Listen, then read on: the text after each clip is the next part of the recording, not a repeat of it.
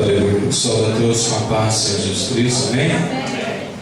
Graças a Deus por estar aqui nessa noite. Eu também parabenizo a igreja, parabenizo a mocidade por mais um ano de vitória, né? E é gostoso comemorar aniversário. Eu sempre digo isso, porque quando se comemora aniversário é porque a pessoa está viva, né, irmãos? Ninguém comemora, né, a data do enterro de alguém, não é verdade? Não faz bolo, não faz nada. Mas no aniversário a gente faz um bolo, faz uma festa, né? E nessa noite eu deixo aqui meus parabéns para essa igreja, para essa mocidade abençoada, esses jovens cheios do Espírito Santo. Que Deus continue usando, que Deus continue capacitando cada vez mais, porque a obra é grande, a obra precisa, né? E os jovens, a beleza do jovem é a sua força, né? E é verdade que vem os anos e tem coisas que a gente não vai conseguir fazer mais, mas um jovem faz. Fica a responsabilidade, o jovem tem mais força para fazer mais coisas, né? Mais saúde, vamos dizer assim, e Deus realmente tem usado. Deus abençoe a mocidade. Eu gostaria que nesse momento os irmãos abrissem a Bíblia comigo, o livro dos Juízes, capítulo de número 11.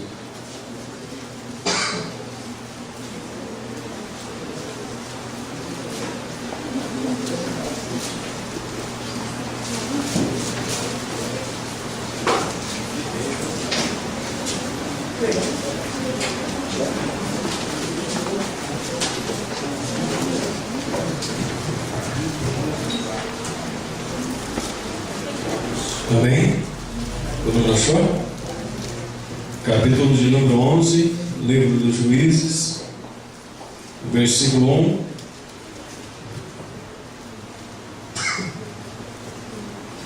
Até o versículo de número 11, gostaria de ler com os irmãos. Era então Jefté, o gileadita, homem valente, porém filho de uma prostituta. Gileade gerara Jefté, também a mulher de Gileade, e deu filhos, os quais, quando já grandes, expulsaram Jefté e lhe disseram: não herdarás em casa de nosso pai, porque és filho de outra mulher. Então Jefté fugiu da presença de seus irmãos e habitou na terra de Tobi. E homens levianos se juntaram com ele, e com ele saíram.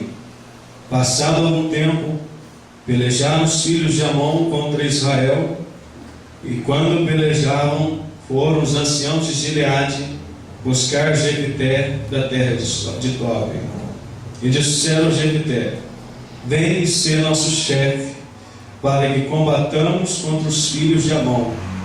Porém Jefté disse aos anciãos de Gileade: porventura não me aborreceste a mim, e não me expulsastes da casa de meu pai? Porque, pois, vindes a mim agora, quando estáis em aperto? Responderam os anciãos de Gileade a Jefté: por isso mesmo tornamos a ti. Vem, pois, conosco, e combate com os filhos de Amon, e ser o nosso chefe sobre todos os moradores de Gileade. Então Jefté perguntou aos anciãos de Gileade: se me tornares a levar para combater contra os filhos de Amon, e o Senhor nos der a mim, então eu vos serei por cabeça? Responderam os anciãos de Gileade a Jefté: o Senhor será testemunha entre nós, e nos castigará se não fizermos segundo a tua palavra. Então Jefté foi com os anciãos de Gileade, e o povo pôs por cabeça e chefe sobre si. E Jefté proferiu todas as suas palavras perante o Senhor em Mispa. Amém? Podeis sentar.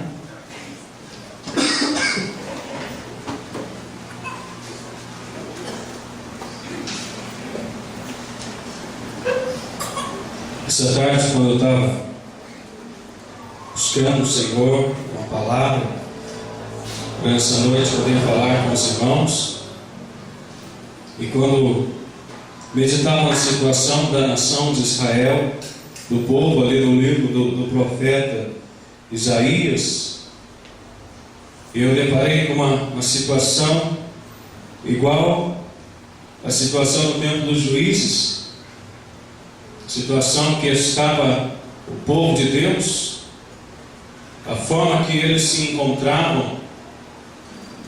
Quando nós olhamos para o livro do profeta Isaías, nós vemos que a época em que o profeta Isaías está profetizando, a Síria, ela era uma grande potência da época, porque ela saía conquistando as demais nações, e além de conquistar as demais nações, ela tomava para si os territórios das demais nações, e aqueles territórios eram anexados ao país, e ia crescendo grandemente, poderosamente, e se tornou uma nação imbatível, e se tornou uma nação poderosíssima. E o problema é que quando nós olhamos a fim do livro do profeta Isaías, nós vemos que Israel estava no auge maravilhoso de prosperidade, de bênção com o Senhor. Israel estava cada vez mais abençoado, mas acontece que isso atrapalhou o relacionamento do povo para com Deus, e o povo virou as costas para o Senhor, e o povo foi atrás de outros deuses. E o interessante é que quando nós olhamos, Israel veio ficar numa situação terrível, calamidade tão grande, que nós vemos ali um quadro explícito ali no capítulo 33, onde fala o despojador, ou fala o destruidor, que está falando da Síria. A Síria era o destruidor, a Síria era o despojador, e Israel agora estava em aflição, Israel estava em pânico, Israel estava com medo da Síria, por causa, já não sentia mais a presença do Senhor, e os deuses na qual Israel estava adorando, porque eles tinham ídolos dentro de casa, eles adoravam os Balaíns, eles adoravam Astarote, e eles tinham abandonado o Senhor, e agora estava vindo a Síria de forma poderosa, de forma arrogante para cima de Israel. Israel não tem mais a quem recorrer, e o que resta para Israel foi um estado de aflição, porque eles haviam deixado o Deus Todo-Poderoso, eles haviam deixado o Senhor. E quando nós olhamos o capítulo 1 do profeta Isaías, nós vemos Deus desabafando nas páginas das Sagradas Escrituras, Deus falando para Israel: vocês me deixaram. Deus falando para Israel: vocês me abandonaram. O boi tem seu dono, o boi conhece seu dono, mas Israel não me conhece. Deus censurando os sacerdotes, que diz: quando vocês entram na minha casa, o que requereu de vocês só pisar no santuário? Porque até o culto estava vazio. Era a situação que estava a nação. A nação estava numa forma de apostasia tremenda, um declínio moral e um declínio espiritual tremendo. Havia abandonado o Senhor, e agora Deus usa a nação da Síria para ser uma nação que ia entrar em juízo contra Israel. E quando Israel viu cercado pela Síria e não conseguindo mais vencer, com medo de ser derrotado, a aflição entra no meio da nação de Israel. O povo fica apavorado, ao ponto do profeta dizer que os heróis de Israel estavam pranteando, eles estavam com medo, e aqueles que eram mensageiros de paz, eles estavam em choros, estavam em amargura, porque não tinham mais mensagem de paz. Eles sabiam que a guerra viria, eles sabiam que a Síria viria, e que era um inimigo praticamente indestrutível aparentemente, e que eles não conseguiriam vencer. E foi então que o profeta, ele entra na presença de Deus e ele pede por misericórdia, pede para Deus ter misericórdia da nação, pede para Deus ter misericórdia do povo. E uma coisa linda que nós temos, irmãos, é que diante de tanto poder, diante de tanta glória que o nosso Deus tem, quando Ele vai executar justiça, se Ele escuta um pedido de misericórdia, Ele para. Se Ele escuta um pedido de misericórdia, eu posso dizer assim, escute a minha expressão, entenda a minha expressão, o coração de Deus balança, porque realmente Ele é misericordioso, realmente Ele é amoroso, realmente Ele é tremendo. E Deus promete, e Deus fala que ela ia ser habitada, Deus fala que havia entendimento, ia haver sabedoria, Deus fala de paz, e Deus já libera uma palavra, antes mesmo da Síria ser derrotada. Deus diz: Israel vai prevalecer, Israel não vai ser derrotado. Esse quadro, e nós estamos vendo, é um quadro igual nos dias de Jefté. As mesmas situações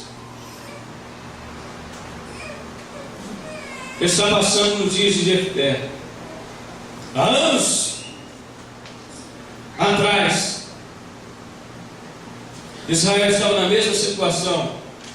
Nos tempos de Jefté, nos tempos dos juízes, Israel havia abandonado o Senhor. Israel tinha ido atrás de outros deuses também. Estavam servindo a outros deuses. E Deus estava esquecido no meio da nação de Israel. Deus estava abandonado também. E o povo, mais uma vez naquela época, pediu para Deus: tem misericórdia de nós. Tem misericórdia de nós. E Deus disse: eu vou ter misericórdia. Deus expressou algumas verdades nesse livro de Juízes, que por isso nós estamos vivendo. E nessa noite eu gostaria que você e eu, porque diz que o sábio aprende com o erro dos outros, mas o inteligente ele aprende com o seu próprio erro. E nós olhássemos para a situação de Israel, a situação que ela parou, e nós não caíssemos nos mesmos erros, e nós não viéssemos a falhar, porque em pleno dia que nós estamos vivendo, irmãos, a presença de Deus faz muita falta para a nossa vida. É verdade. Faz muita falta para a nossa vida. O que seria de mim e o que seria de você sem a presença de Deus?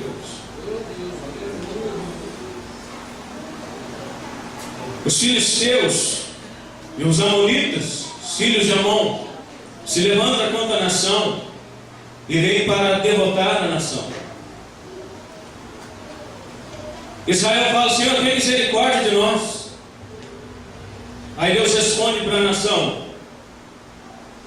Deus traz ao entendimento deles e fala para eles da seguinte forma: lembra que esses inimigos eu já os derrotei? Eu já venci esses inimigos, eu já derrotei esses inimigos. Deus faz Israel meditar e pensar, porque o inimigo agora, os filisteus, na época dos juízes, e os filhos de Amon, na qual eles estavam com medo, Deus já havia os vencido. Deus já havia dado vitória para Israel há tempos atrás. E Deus fala: lembra que eu já os derrotei? Eu já os venci? Eu quero que nessa noite nós entendamos que nós hoje de manhã na Escola Vida Unical, nós aprendemos a respeito da tentação, que o diabo traz a tentação. Nós aprendemos que o mundo traz a tentação. Nós aprendemos que a carne traz a tentação. E nós temos isso como o inimigo do crente, os inimigos do crente. Mas eu quero que você entenda, meu irmão, é que todo inimigo que é seu inimigo e que você está em Cristo é também inimigo de Cristo. E eu quero que você entenda que todo inimigo que afronta a sua vida já foi vencido por Cristo, já foi derrotado por Cristo. Cristo já o derrotou. Isso é explícito na palavra de Deus, em Apocalipse, que Deus, o Senhor, lançará a Satanás no lago de fogo. Então o diabo já é por Cristo o inimigo vencido. Na cruz do Calvário, Cristo venceu a carne. Ele venceu a carne, mostrando o quê? Mostrando que quando nós precisamos de ajuda, Ele também nos ajuda a vencer a nossa carne. E também o mundo, porque o mundo não teve nenhum poder sobre Cristo. Ele disse: o mundo não está em mim, o mundo jaz no maligno, o mundo está derrotado juntamente com o maligno. Ou seja, Cristo venceu o mundo, e eu e você também temos poder para vencer o mundo, irmãos. Porque Ele disse: no mundo você vai ter aflição, mas tem de bom ânimo, porque eu venci o mundo. E nós completamos: se Cristo venceu o mundo, e eu em Cristo sou mais que vencedor, então em Cristo eu também venço o mundo. Então todo inimigo que eu e você temos são inimigos vencidos. Mas acontece uma coisa, que quando eu e você nós saímos da presença de Deus, o que acontece? Aqueles inimigos, eles criam poder para vir para cima de nós. E eles vêm para cima de nós. E nós já não temos as forças para derrotá-los. Entenda uma coisa, que quando você está orando, e você está na presença de Jesus, e você dobra os seus joelhos na presença de Jesus, e você começa a buscar o consolo, a força de Jesus, naquele momento, a sua carne, ela vai fortalecendo, porque o seu espírito está forte também. E você tem resistência, porque o Espírito Santo, você está cheio do Espírito Santo. E aquele que está cheio do Espírito Santo, a carne não tem mais domínio sobre ele, porque ele está fazendo a vontade do Espírito Santo. Ele está cheio do Espírito Santo. Aquele que está próximo de Deus, a Bíblia diz que o diabo não pode tocar nele, porque ele é de Deus, ele pertence a Deus, ele é filho de Deus. Ou seja, quanto mais nós estamos na presença de Deus, irmãos, esses inimigos nossos são vencidos. Mas uma vez que nós saímos da presença de Deus, eles se tornam gigantes indestrutíveis na nossa vida. A primeira coisa, quando você vê uma pessoa que caiu, ela não caiu de um dia para o outro. Não foi no momento. Foi porque ela vacilou, ela saiu da presença de Deus. Não foi naquela hora, foi tempos atrás. E o que o diabo mais quer fazer conosco, irmãos, é nos tirar da presença de Deus. E quando ele nos tira da presença de Deus, nós olhamos para qualquer obstáculo e parecem gigantes, intransponíveis. Mas quando nós estamos na presença de Deus, irmãos, vem a luta que vier, nós dizemos: tudo posso naquele que me fortalece. Estou revestido de força, estou revestido de poder. Esse obstáculo não é nada. Um crente sem a presença de Deus é como Saul, se esconde quando vê Golias. Mas um crente cheio da presença de Deus, ele vai para cima de Golias e diz: já derrotei Urso, já derrotei o leão, esse é o próximo da lista. Deus é comigo. Tem coragem. Tem coragem de vencer. Israel estava nessa situação e Deus disse: lembra que eu já venci esses inimigos? Lembra que eu já os derrotei? Eu não sei qual luta que você tem passado, qual aflição que você tem passado, mas Cristo já derrotou na cruz do Calvário. Cristo já venceu na cruz do Calvário. Ele já derrotou. Por que há tempos atrás você tinha mais resistência? Não é verdade? Parece que quando a gente, novo convertido, parece que a gente tem mais resistência.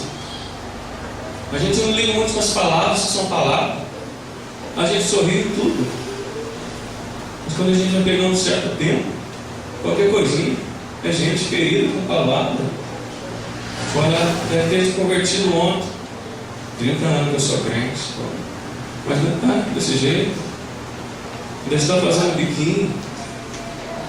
O que está acontecendo com a resistência? Eu aprendo, irmãos, que quanto mais a gente entra no rio, mais molhado a gente fica. Mais profundo ele fica. Então eu entendo que quanto mais tempo a gente está na presença de Deus, mais cheio de unção a gente fica e mais fortalecido a gente fica. A gente tem que vencer esses inimigos que já foram derrotados por Cristo. Porque o amor de Deus é maior, irmãos. O amor de Deus é maior. Entenda outra coisa. Deus queria despertar o coração da nação para Ele. Israel estava indo atrás de ídolos.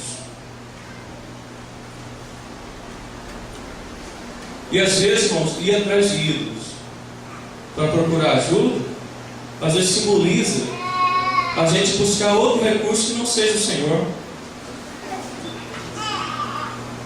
Porque às vezes parece que Deus está na última escolha que a gente faz. Eu sempre falo lá na igreja, gente, quando vocês vêm falar para mim que é um problema, a dinamite já está acesa, a ponto de explodir. Mas o pastor tem um problema.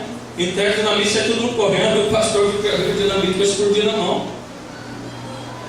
É aquele pum! O pastor é o último para buscar uma solução. E Deus é o último, às vezes, quando a gente vai buscar uma solução. A gente busca conselho em Beltrano, a gente busca ajuda em fulano. E a gente esquece de Deus. Aí Deus virou e falou para a nação assim: vai atrás dos deuses que vocês estão servindo. Pede para eles te livrarem agora. Você está precisando de ajuda, Senhor? Tem misericórdia de nós, meu Deus fala. Vai atrás dos deuses que vocês estão servindo. Pede para ele te ajudar agora.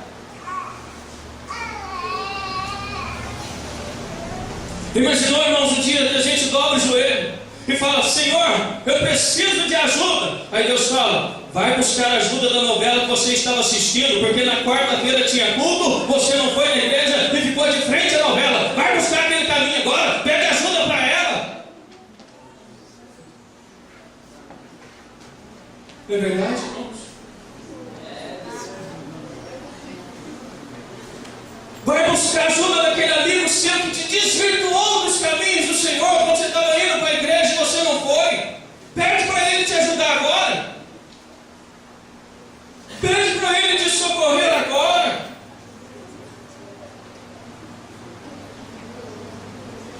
Pede a benevolência dele. Irmãos, Deus não quer ser usado como objeto que a gente procura só quando precisa. É como uma ferramenta, é como uma enxada que a gente tem em casa para uso doméstico, e a gente só lembra quando vê o capim crescendo no quintal, e a gente lembra aquela enxada. Chega lá, a enxada está toda ferrujada, aí é hora de passar uma lima, é hora de afiar a enxada, poder capinar. Não, irmãos, Deus não quer ser usado como objeto, Ele quer ser encontrado por você todo dia, a todo instante, e quando você clamar, Ele diz: eis-me aqui, fala que eu estou contigo.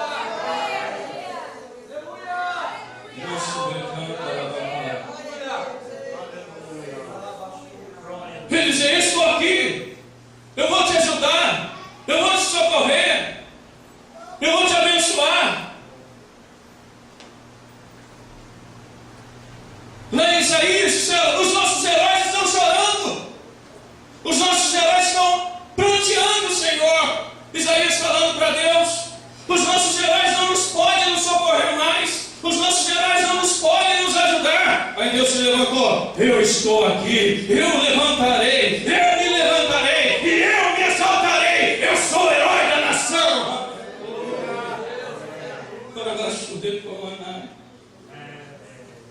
Aí ele fala: eu estou aqui.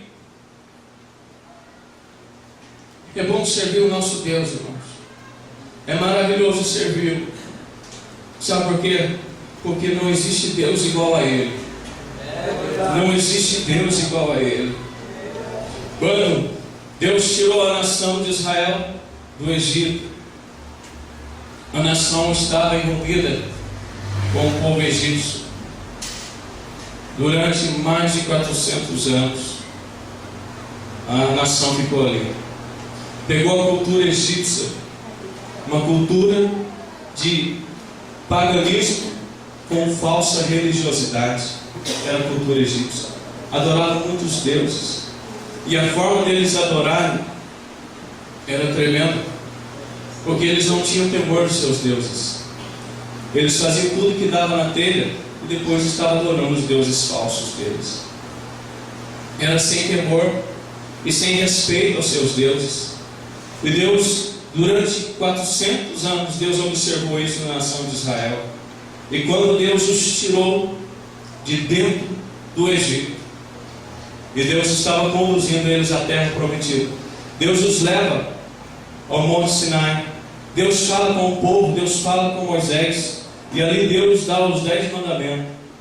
E um dos mandamentos, ali assinalado no capítulo 20 de Êxodo, versículo 7, é: não tomarás o nome do Senhor teu Deus em vão. Não tome o nome do Senhor teu Deus em vão. Aí Deus fala: porque o Senhor não terá por inocente aquele que tomar o nome do Senhor Deus em vão. Tomar o nome de Deus em vão, naquela época, não estava implícito só em falar no nome dele, mas estava implícito em viver como Deus não queria que vivêssemos. Quando alguém não vivia segundo as ordenanças de Deus, estava tomando o nome do Senhor nosso Deus em vão. Que não era pecado jurar pelo nome de Deus, porque lá em Jeremias, capítulo 4, versículo 2, diz que poderiam jurar, eles podiam jurar pelo nome de Deus, mas em verdade, eles não podiam mentir em nome de Deus, mas eles podiam jurar. Se eles faziam voto, quando eles cumpriam, eles estavam honrando o nome do Senhor. Então eles podiam fazer isso, não era pecado. Mas Deus fala: não tome o nome do Senhor teu Deus em vão. É o Deus que protegia o seu nome. Quando se fala de nome, fala de personalidade. Quando se fala de nome, fala-se de presença, fala da pessoa que está perto. Porque aqui de cima, se eu citar o nome de alguém que está embaixo, alguém dirá: estou aqui. É por isso que Jesus diz que quando estiver 2 ou 3 reunidos no nome dele, ele está presente. Se reunimos no nome de Jesus, Jesus está presente. Se você veio aqui para adorar Jesus, Jesus está presente. Se você veio aqui para buscar Jesus, Jesus está presente. Então buscar o Senhor, honrar o nome do Senhor, era isso. Tinha que haver um respeito. E Deus sabia que mesmo saindo de dentro do Egito, misturaria com as demais nações, que teriam também os mesmos costumes de paganismo. Então foi onde Deus deixou essa ordem, para que o povo não se misturasse, para que o povo honrasse, para que o povo adorasse o nome do Senhor. E é tão maravilhoso, irmãos, que quando a gente olha para a Bíblia, é por isso que nós continuamos amando e servindo um Deus como esse. Porque quando você olha para a Bíblia, você não vê nenhum Deus na Bíblia criado, nenhum Deus mitológico, nenhum Deus que as nações adoravam, defendendo o seu nome. Mas quando se trata de Deus, Deus fala: eu não terei por inocente quem tomar o meu nome em vão. Veja no livro de Juízes, no capítulo 6, Gideão, quando ele assume a obra do Senhor na sua vida, Deus fala para ele: destrói o altar de Baal. Sabe por quê? A nação estava adorando Baal. Gideão vai lá e destrói o altar de Baal. Ele derruba o altar de Baal. E o que acontece? O povo se levanta contra Gideão. Eles vão para cima de Gideão e vai para cima de Joás e diz: o seu filho destruiu o altar de Baal. E eles queriam pegar Gideão, eles queriam vingar o nome de Baal. Aí Joás vira e fala para eles: acaso podereis vocês defender Baal? Que ele defenda, porque se ele é Deus, garanto que amanhã Gideão não amanhecerá com vida. Sabe uma coisa, irmãos? No outro dia, Gideão estava vivo. Sabe por quê? Porque Baal não tinha poder para defender o seu nome. O único Deus que defende o seu nome é o nosso Deus. É o único que defende o seu nome. E quando ele fala: olha, eu estou dando autoridade no meu nome, sabe uma coisa? Você tem autoridade no nome de Jesus. Sabe uma coisa? Por isso que é maravilhoso servir esse Deus. Israel deixou, Israel abandonou, e Deus estava trazendo a memória deles o que eles tinham perdido. Foi quando Deus: vai procurar outro Deus, pede ajuda de outro Deus, clame em nome de outro Deus, para ver se eles fazem alguma coisa por você. Mas eu sei de uma coisa, irmãos: em pleno século que nós estamos vivendo, e quando nós clamamos o nome de Jesus, o milagre acontece, porque o nome de Jesus, ele vela pelo seu nome. O nome de Gideão passou a ser chamado Jerubbaal, ou seja, que Baal se defenda. Mas Baal não se defendeu. Mas eu sei de uma coisa, irmãos: hoje nós temos autoridade no nome de Jesus. Nós temos autoridade para usar o nome de Jesus. E uma coisa que afasta a presença de Deus de nós, uma coisa que deixa Deus entristecido, é quando nós começamos a usar o nome de Deus em vão. Nós começamos a brincar com o nome de Jesus. Me assusta quando eu vejo um grupinho de pessoas fazendo piadinha com o nome de Jesus, brincando com a palavra de Deus, zombando dos servos de Deus da Bíblia, e nós olhamos e falamos: mas como é? Senhor, o que vai acontecer? O fim daquela vida é trágico, o fim é triste. Sabe por quê? Porque Deus não tem por inocente quem toma o nome dele em vão. Pode ser velho, pode ser jovem, pode ser uma criança que sabe discernir entre o bem e o mal. Deus não terá por inocente, irmãos, mas aquele que honra o nome do Senhor, esse, quando clama, Deus atende no céu. Esse, quando fala: Senhor, preciso de ajuda, ele aparece e diz: eis-me aqui para te ajudar. Honrar o nome de Deus não está só em adorar o nome de Deus, mas está implícito em viver uma vida digna de um filho de Deus. Porque todo mundo que vai olhar para você vai ver Jesus na sua vida e vai falar: esse jovem é um jovem de Deus, essa jovem é uma jovem de Deus, esse homem é um homem de Deus, esse aqui é filho de Deus. Sabe por quê? É o nome de Jesus sendo honrado na sua vida. E quando o nome de Jesus é honrado na sua vida, você não está no esquecimento de Deus, mas você está na lembrança do Todo-Poderoso. Porque Deus não esquece de ninguém. Deus não esquece de ninguém. Eu devo reconhecer a posição que eu tenho em Cristo. Jefté sabia disso.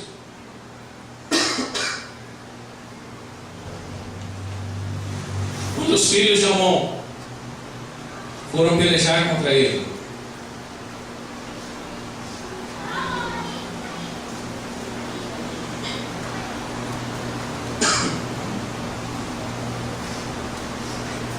e que Deus falou desse jeito para eles: procure a ajuda dos outros deuses. Eles falaram: Senhor, tem misericórdia,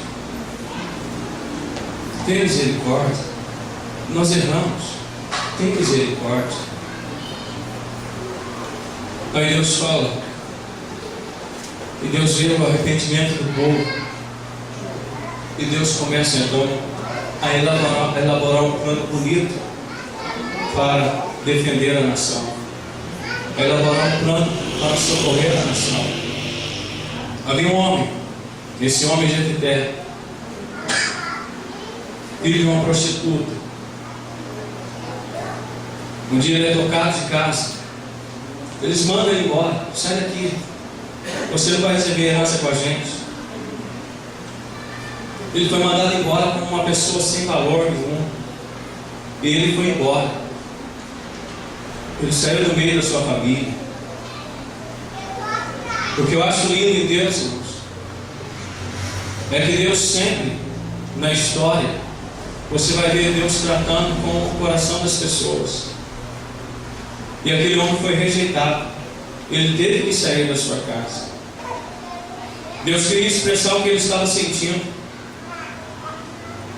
E quem Deus escolhe? Quando a nação estava na maior dificuldade, irmãos, não havia outro para socorrer a nação. Eles lembraram-se de Jefté. Só Jefté pode nos ajudar. Só ele pode nos socorrer. Só ele pode nos valer. O problema que você tem nessa noite, só Jesus pode te ajudar. Só ele pode te socorrer. Essa palavra, eu não sei se você colocou Jesus para fora, mas nessa noite é noite de ir atrás de Jesus. É noite de reconhecer. É noite de trazer Jefté de volta. E falar: volta, Jefté, porque você é importante. Volta, Jefté, porque minha vida está dependendo de você, Jefté. Volta, Jefté, porque é uma nação dependendo de você, Jefté. Volta, Jefté, porque minha família depende de você, Jefté. Eu vou dizer: volta, Jesus. volta a ocupar o centro do meu coração, porque minha vida depende do Senhor. Volta, Jesus, porque minha família está precisando do Senhor urgentemente no centro da nossa família. Volta, Jesus, porque eu estou precisando do teu poder, Jesus. Estou precisando da tua misericórdia, Jesus. Volta, Jesus, porque o Senhor é muito útil para a minha vida, Jesus. O Senhor é o dono da minha vida, Jesus. Aquele mesmo Jefté que saiu um dia tocar, porque os nossos pecados, nós é como se tocássemos Jesus de dentro da nossa vida. É como se nós expulsássemos Jesus. Porque se tem um lugar que Jesus jamais quer sair, irmão, sabe aonde é? De dentro do meu e do seu coração. Sabe por quê? Porque Ele já nos chamou de templo e morada do Espírito Santo.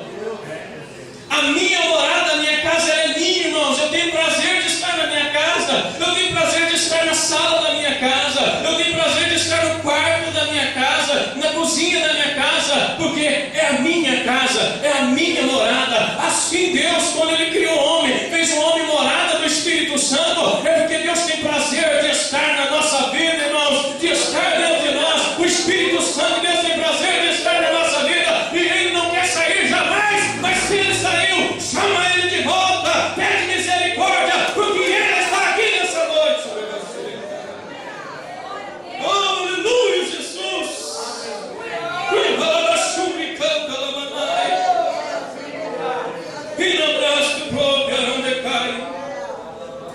Oh, aleluia. Quando os irmãos de Jefté foram até Jefté, eles foram buscá-lo, e havia um tempo, chegaram e disseram: vai lá, comanda-nos na guerra, ajuda-nos com o exército, vai lá nos socorrer. E Jefté fala: não, eu quero a autoridade máxima, eu quero a posição máxima, eu não quero só ser comandante na guerra, eu não quero te ajudar só por um momento, mas eu quero ser autoridade máxima. Jesus, irmãos, Ele não quer comandar só certas áreas da nossa vida. Ele tem que ser a autoridade máxima na minha e na sua vida. Para Ele voltar, Ele tem que ser a autoridade máxima. Ou Ele manda você por completo, ou Ele não manda. Ou Ele tem você 100%, porque 90% não serve para Ele. Jesus quer você por inteiro, corpo e alma e espírito servindo a Ele. E às vezes o diabo tenta negociar, irmãos. Tenta negociar. E às vezes ele sopra na mente. Às vezes ele usa um esposo que não é crente e diz: calma aí, você já foi na igreja segunda? Você já foi na igreja quarta? Para quem na sexta e no domingo? Já está bom de bom. Já está bom. Não está bom não, irmãos. Quanto mais de Deus, melhor. Quanto mais a presença dEle, melhor. Nós não podemos negociar, irmãos. Nós não podemos negociar. Olha, nós temos que ter muito da presença de Deus. É com sobra, é transbordante a unção sobre a nossa vida.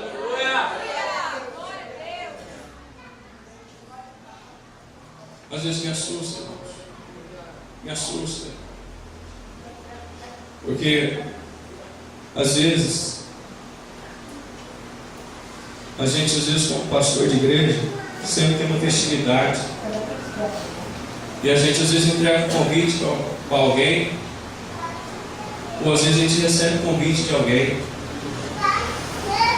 aí às vezes a gente recebe uma frase assim: olha, vai lá cooperar com a gente, porque se ele cooperar com a gente, depois a gente vai cooperar com você. Está errado, irmãos. O culto não é uma cooperação. O culto é uma necessidade de cada um de nós. É um desejo que está dentro de cada um de nós.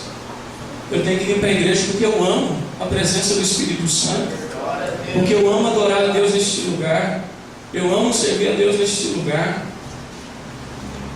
Não é uma obrigação, tem que ser um prazer. E foi onde Deus falou: o que requereu de vocês só pisar nos meus atos?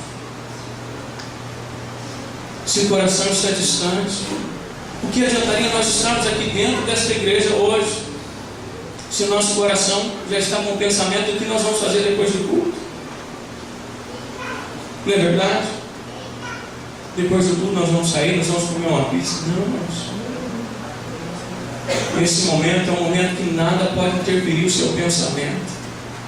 Nesse momento nada pode atrapalhar. Sabe por quê? É um momento gostoso que o Espírito Santo de Deus tem a primazia. É um momento gostoso que Ele tem. É um momento que Ele é Rei soberano sobre a nossa vida. Não é um momento só, irmãos, mas é um momento que Ele tem domínio sobre a nossa vida. Vamos lá, vamos Jefté, vamos lá, governo. Não, eu quero ser governante de tudo. Eu não vou te ajudar só na guerra. Jesus também, irmãos, Ele não quer que Ele seja Senhor da nossa vida só quando estamos com problemas, quando estamos em dificuldades. Senhor, tem misericórdia. Tem gente que diz que a aflição faz o crente orar. Está errado. Eu não posso orar só na aflição. A oração, irmãos, é vida de cada um de nós. Nós temos que orar quando tudo está mal, mas nós temos que orar também quando tudo está bem. Quando tudo está mal, eu clamo por misericórdia. Quando tudo está mal, eu rogo, rasgo o meu coração na presença do Senhor. Eu entro com choro, eu entro com pranto. Mas quando tudo está bem, irmãos, eu entro saltando dentro da igreja de alegria, adorando e bendizendo o nome do Senhor. É no tempo, é na crise, é na prova, é na bonança, é na vitória. A todo tempo buscando o Senhor. Não só em tempo de guerra. Ele é conhecido como o Senhor dos exércitos, mas também Ele é conhecido como o Senhor dos senhores. Aleluia. Ele é conhecido como Rei exaltado, soberano, aquele que deve e merece toda a adoração. Todo tipo de adoração é só a Ele, irmãos. Nós não podemos buscar a Deus só nos momentos de dificuldade e falar: hoje eu tenho que buscar Jesus. Hoje eu estou passando por um problema, vou abrir uma campanha de 20 dias de oração na igreja de manhã, 7 horas. Pastor, eu essa chave, durante 20 dias eu vou estar orando na igreja. Irmãos, por que já não orou antes de vir o problema? Fala a Deus, aleluia. Por que não fez uma reserva de oração para que o problema não viesse? Acaba os seus 20 dias, recebe a bênção, nunca mais volta de manhã para agradecer a Deus. Me assusta, irmãos, a fé que está ocorrendo hoje no meio do povo. Há uns dias atrás eu precisei de alguém para orar comigo. Eu disse: eu preciso de uma vitória. E eu buscando o Senhor, porque quando se ora de dois é mais forte, irmãos, é mais gostoso. É alguém intercedendo por nós. Quando se ora com a igreja é mais gostoso ainda. É o povo de Deus clamando pelo nome do Senhor. Eu pedi para um jovem e disse: irmão, me ajuda em oração. Eu preciso que o Senhor me ajude em oração. Eu preciso dessa vitória. E contei para ele o problema.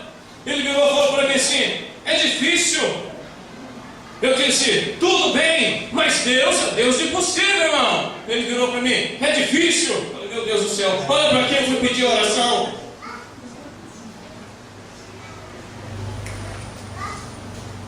Eu falei: meu Deus, me socorre agora. Eu saí da frente, porque já não creio mais no poder de Deus, já não creio mais na ação do Deus Todo-Poderoso. Quando a Síria veio para cima de Israel, Israel disse: não temos mais herói, os heróis estão com medo, os heróis estão chorando.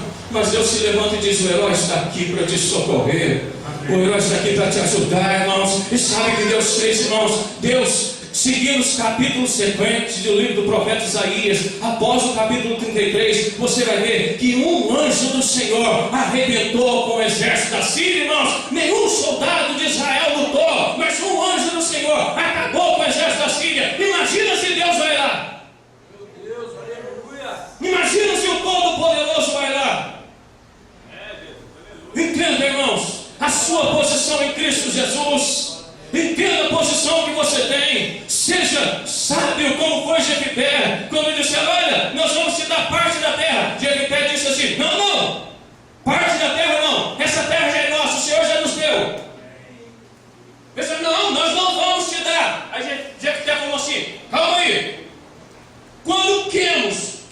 seu Deus dá alguma coisa para vocês, vocês falam que é seus. Agora é o seguinte: Deus deu para nós, então é nosso. Aleluia. Deus te deu o Espírito Santo. O Espírito Santo é seu. Deus te deu o poder no nome dele. O poder no nome dele é seu. Usa em nome de Jesus Cristo. Deus já derramou a promessa do Espírito Santo em línguas estranhas. Porque eu não oro em línguas estranhas, não. É porque você não tomou posse. Deus já deu a todos quando o Senhor chamar. Não é só um grupo, não é só os discípulos no passado, mas a todos quando crê, a todos quando buscam, a todos quando tem um coração sincero. Se você tem tudo isso, irmão, e não fala língua estranha ainda, é porque você não toma posse. Mas hoje é noite de tomar posse dessa bênção na sua vida, porque Deus já te deu.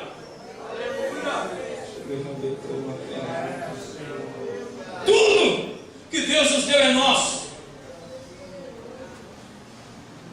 Salvação é sua, porque Jesus chama Salvador, e você aceitou Ele como Salvador da sua vida.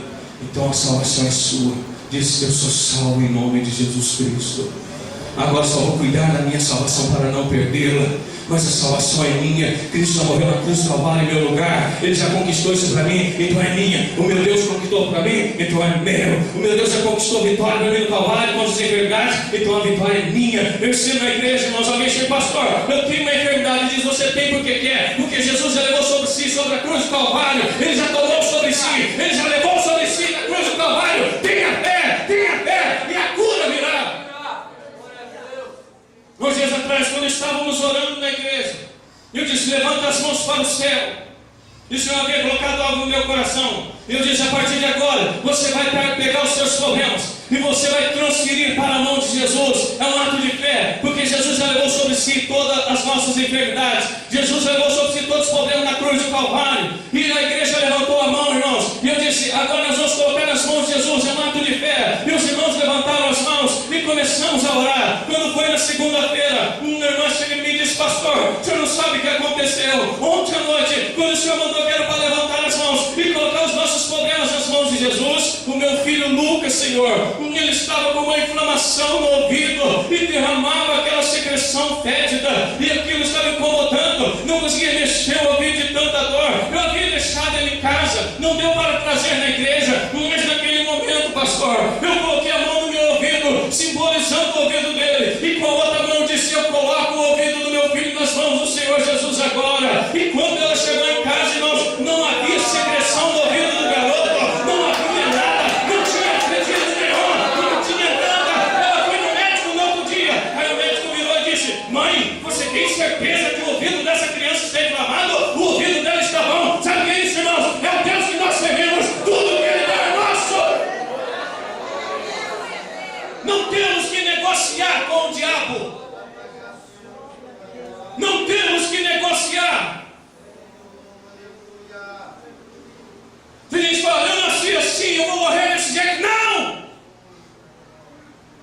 Jesus transforma, Jesus liberta, Jesus socorre, Jesus ajuda, Jesus faz de tudo por nós, irmãos, porque nós somos prova disso, do poder de Jesus Cristo na nossa vida.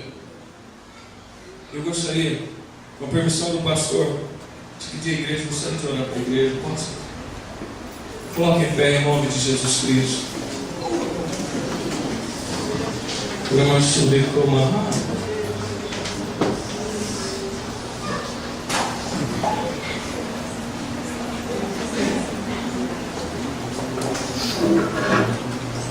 Nome de Jefité, em hebraico, quer dizer Deus abre.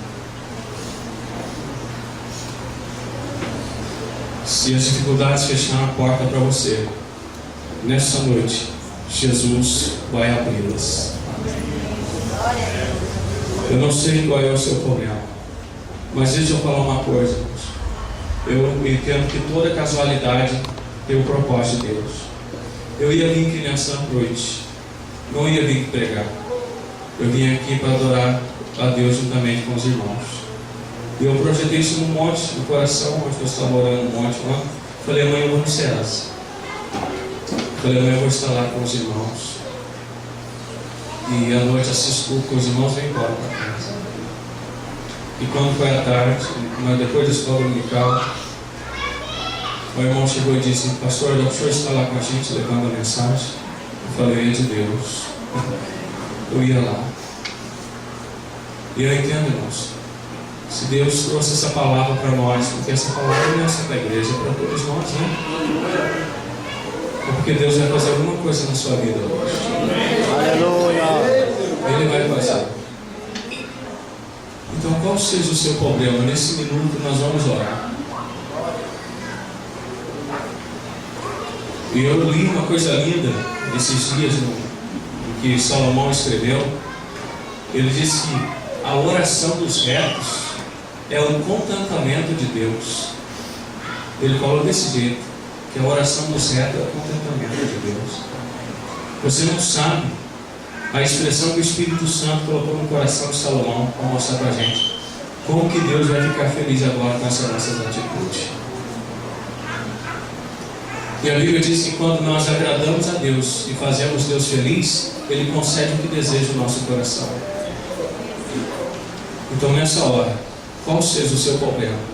Eu vou orar pela sua vida, mas nessa hora você vai pedir socorro para Jesus. Não sei se você vai pedir misericórdia, não sei o que você vai pedir para Jesus, mas eu sei de uma coisa, irmãos: Ele tem poder para fazer infinitamente mais tudo o que pedimos ou pensamos, conforme o seu poder que opera em nós. E o poder dele está neste lugar. Feche os seus olhos. Senhor Deus Todo-Poderoso, Deus amado e santo, sou grato ao Senhor por estar aqui com os seus filhos, e juntamente podemos adorar o teu nome, bendizer e engrandecer o teu nome. Obrigado por tudo, meu Deus. Obrigado porque na nossa vida tem promessas. Deus, nessa hora, Pai, abre, Senhor Deus, portas de livramento, de socorro, de ajuda aos teus filhos agora que estão precisando, meu Deus. Meu Deus, abre portas de oportunidades para os esquecidos. Quem sabe tem muito GPT precisando de oportunidades. Mas é uma noite também, Senhor Deus, que ele pode ser trazido e abençoado por Ti. Espírito Santo de Deus, move o Teu poder neste lugar. E onde houver uma alma precisando do Senhor, do Teu toque, libera unção, libera poder sobre essa vida agora, Jesus.